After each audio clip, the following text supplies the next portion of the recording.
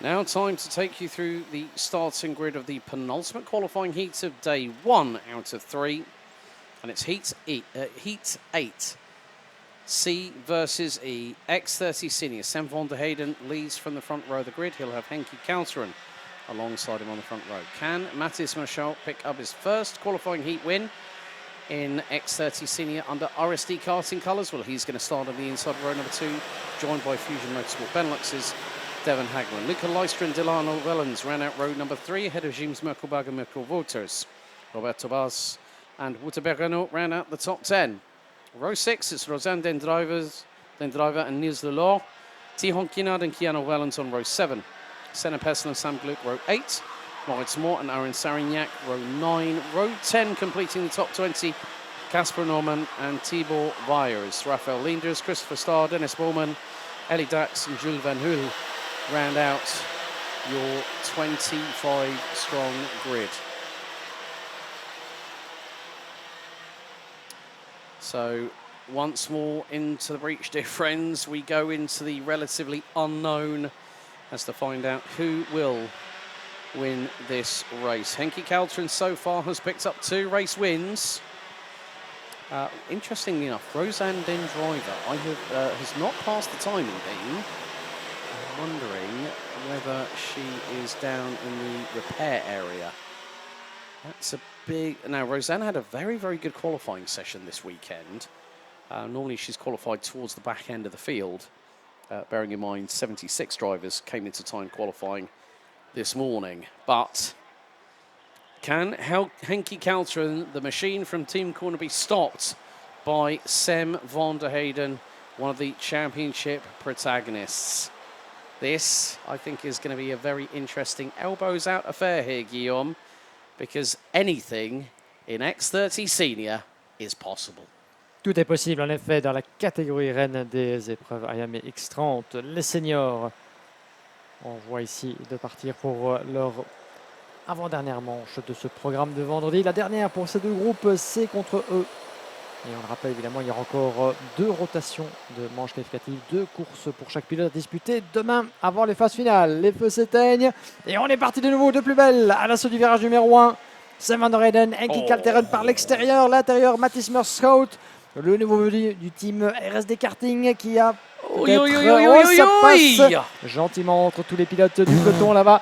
Un premier secteur bien négocié et Mathis Merschout qui n'a pas pu profiter malheureusement comme il l'aurait souhaité de l'intérieur de la deuxième ligne dans le premier virage. Il reste en 3e position, le nouveau venu du team RSD. Mais il sera à surveiller certainement dans le courant de cette épreuve. Henki Kalteren en 2e position, toujours Sam van der Heyden qui mène le bal, je pense, dans l'épingle du virage numéro 10. Point de drapeau jaune à l'horizon, ça se passe plutôt bien pour l'entièreté du peloton. Dans la sortie, devant la grande tribune et la cafétéria, où on vous attend nombreux ce soir, évidemment, pour célébrer déjà cette première journée de travail bien rondement menée par toutes et tous ici dans le karting Genk. Et n'oubliez pas qu'on vous attend évidemment, si vous n'avez pas d'autre plan à faire ce week-end, eh bien rendez-vous nombreux ici dans la Home of Champions. Un premier tour de bouclé, Sam van der Heyden qui mène le bal avec déjà 4 dixièmes de mieux sur Henki Kalteren et Mathis Merschout qui se rapproche du pilote du Team Kuhn Racing. Puis nous avons en 4e position Luca Leistra, Devon Hagelen, Delano Wellens, suivi de Kimes Merkelbach, Mirko Wouters, Niels Lelor et Roberto Bas. Voilà pour votre top 10. Luca Leicester got squeezed coming out of that turn 2 on the opening lap, didn't he? He was so lucky he did not have an instant like he did previously, but Sam van der Heyden, Henki Kalteren and Matthias Merschout round out your top 3. They come out of turn number 10. It's the short shoot down into Cafeteria Corner here at turn number 11. Hard on the brakes. Back and sometimes step out to the left-hand side as you turn it right. And then it's carry the momentum through into turns 12. Now into 13. Kalteren is a kart length and a half behind van der Heyden as they come across the line. The gap last time was 4 tenths. It's now 2. And there was a little bit of argy-bargy that Mr. Alvarez just spotted. A little bit of 2 and 8, a little bit of sidewall rubbing. There's more sense being done through turn number 1 as we speak towards the bottom part of the top 20. But at the moment, and there's a dive from absolutely nowhere. Henki Kalteren lick the stamp and send it wide, don't you? He went deep, he went wide, he got through, and van der Heyden could not respond. Again, Henki Kalteren, we're seeing a revitalised driver come all weapons, guns blazing, and Van der Heyden and Michel have gone, right, what do we need to put one up on this guy in front of us? Ouais, tout à fait. Avec Evan Kalteren, absolument superbe de domination lors de sa précédente manche. Il a maintenant 2 victoires à son nom. Peut-être 3, c'est la question qui se pose évidemment, mais il est bien occupé en tout cas à nous démontrer qu'il faudra compter avec lui durant tout le week-end. Et pour la deuxième place, Mathis Marschot qui profite d'un petit moment d'égarement ou de distraction, entre gros guillemets, de la part de Sam van der Heyden, qui après avoir perdu la tête de course, eh bien, se retrouve en 3e position. Il a encore du temps devant lui pour inverser la vapeur dans cette épreuve. Le tout, c'est de garder le contact sur Mathis Marschot, qui semble voler en volant de sa nouvelle machine, l'itinéraire SD, avec Van der Heyden qui reste dans sa roue bien sagement. Le tout, c'est de ne pas s'énerver, ne pas commencer à perdre ses moyens pour tenter de repasser trop rapidement. Maintenant, il y a évidemment toujours ce dilemme qui secoue sous les casques. Henki Kalteren est en tête. On a vu la manière avec laquelle il avait littéralement tué toute opposition et tout suspense lors de sa précédente manche. Il avait gagné avec presque 2 secondes d'avance sur le reste du peloton avant la pause de plus tôt cet après-midi. Il pourrait nous refaire le même coup. Henki Kalteren, alors qu'on a vu un beau dépassement de la part de Tyrone Kinnaird, je pense, sur Delano Wellens, le pilote VDK Racing, qui glisse en 9e position. Bien joué de la part du jeune Tyrone, qui réalise sa meilleure remontée, 4 places de mieux dans le top 10 pour l'instant. Alors que le top 3 se tient toujours dans un mouchoir de poche. 2 dixièmes entre Kalteren et Marschot. Et le changement, Sam van der Heyden qui plonge à l'accord de Marschot dans le virage numéro 5 et qui se glisse dans la position du lièvre. Ça va être intéressant de voir s'ils vont rester tous deux ensemble sans trop se chamailler. Parce qu'à force de se redoubler, on ne dira jamais assez, ça coûte du temps, ça coûte de l'énergie, ça coûte du pneu également. Et ça profite à Henki Kalteren pour mettre autant de distance que possible pour éviter un retour en fin de course. Mais pour l'instant, ce qu'ils doivent faire, c'est unir leurs forces. L'union fait la force, comme on dit en Belgique, et ça pourrait leur profiter pour aller chercher Henki Kalteren. Ils ont encore du temps pour faire trembler le pilote néerlandais. C'est certainement la stratégie qui aurait dû être d'application lors de la course précédente. Ce ne fut pas le cas, et on a vu le résultat. As Guillaume rightly said, you know, it's about conservation, and we're going to see a change. Devon Haglen up the inside of Luca Leistra. That's now P4 for the 333.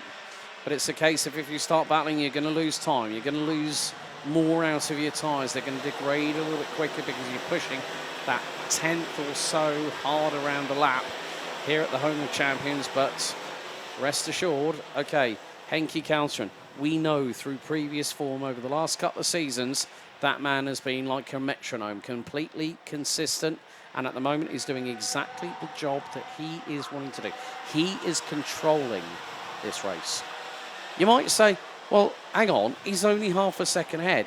That half a second is making all the difference because what it's doing is not allowing the people behind you to try and catch. But the biggest problem for Henki Kalteren is that lead is now coming down because Van der Heyden and Michelt are closing in. Haglen and Leistra, they could make it a quintet very, very shortly as we have 4 minutes and 10 plus an additional lap remaining in this penultimate qualifying heat of the day, and nothing is yet to be set 100% in stone. There has been an overtake done just a moment ago, and that was Roberto Bars versus James Merkelberg. So the 209 passed by the 285 for 7th on the road.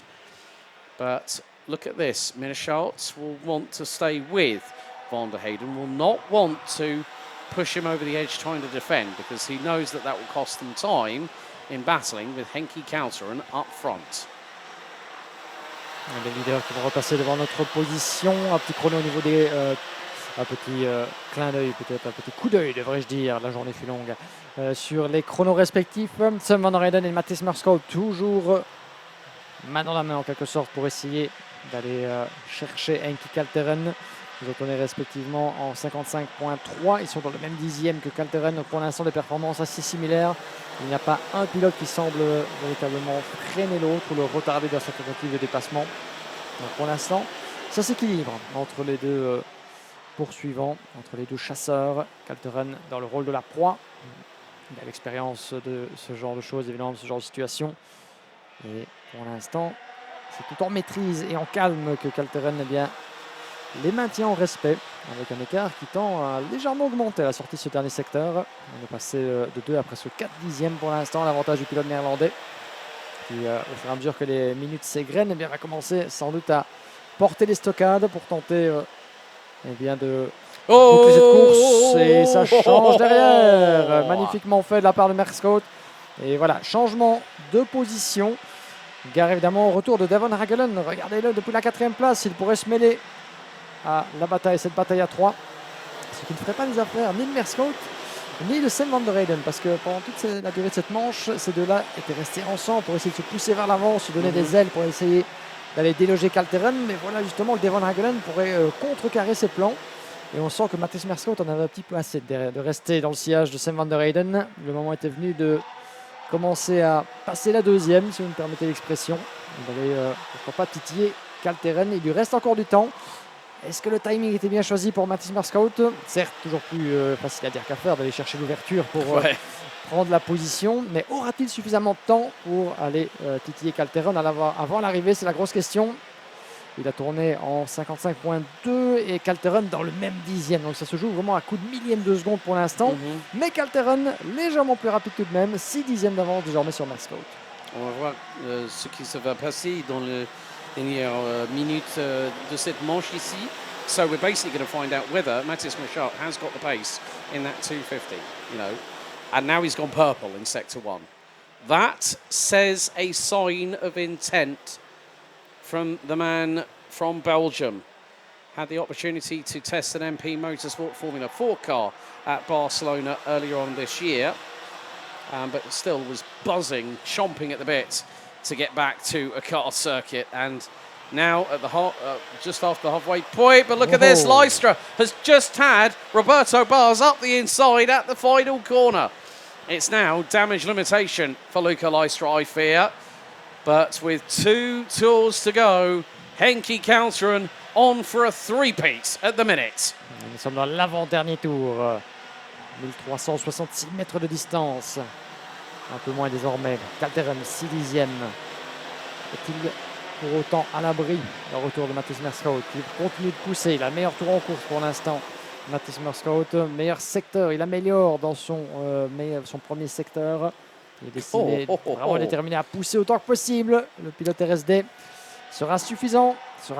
Il a devant lui évidemment un des pilotes les plus rapides et expérimentés de la Iame Series Benelux de ces dernières années, qui mériterait tant de ceindre la couronne dans cette catégorie senior. Pourquoi pas cette année? Il avait fait une petite pause, vous l'aviez entendu en juillet, c'était son retour à la compétition après quelques mois sans courir. Il avait décidé fin 2024 Henki Kalteren de ne plus remonter dans un kart, mais il n'y a que les idiots qui ne changent jamais d'avis, dit-on. Et voilà qu'il est revenu de plus belle. Et quel retour avec une nouvelle structure, du moins nouveau pilote de la structure Kuhn Racing. Et c'est un mariage qui semble bien pour l'instant plus que porter ses fruits. Une demi-seconde désormais et nous sommes dans le dernier tour. Roberto Bars, Mirko Wouters going nearly wheel to wheel through at turn number 6 and 7. Wouters got the advantage. Kalteren is fighting off the advances of one rapidly closing Mathias Merscout from RSD Karting through turn number 11, through turn 12. One more corner to go.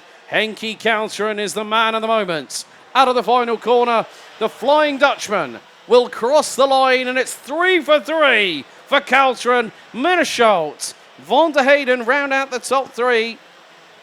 Devon Hagland rounds out 4th ahead of Mikko Wouters, who beats Roberto Bars, Luca Lystra and James Merkelbag across the line. Tihon Kinard and also Senna Pessel round out your top 10. Wouterbergano, Niels Lulon, Keanu Vellens, Casper Norman, Delano Vellens, Jules Van Hoel, Ellie Dax, Christopher Starr, Thibaut Weyers and Raphael Linders complete your top 20.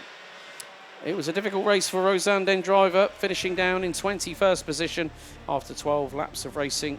Just over 11 minutes and 7 seconds of total race time. Aaron Sarignac, Dennis Bullman, Maurice Moore being the last classified finisher, and Sam Galuk out on the opening lap of the race.